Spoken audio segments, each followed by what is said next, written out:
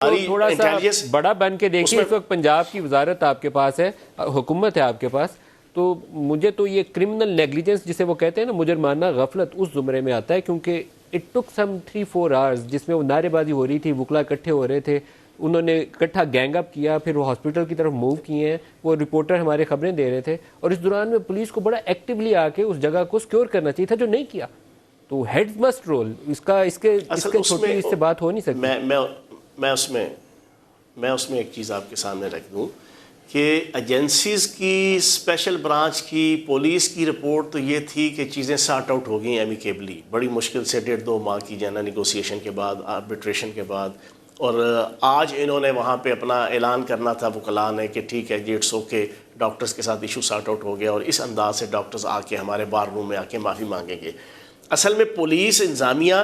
اور special branch تو اس ذہن کے ساتھ تھی کہ ایوری تھنگ از اوکے. یہ وہاں پہ موقع کے اوپر جو سارا کچھ ہوا،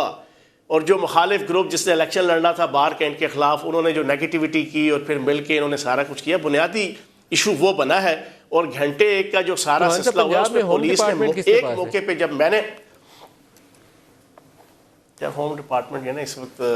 مومن آغا صاحب ہیں، ایڈیشنل چیف سیکرٹری ہیں داخلہ کے. وہ وزارت کس کے پاس ہے؟ ہوم ڈپارٹمنٹ ذمہ داری لگی ہے. ہوم ڈپارٹمنٹ سی ایم صاحب کے پاس ہے.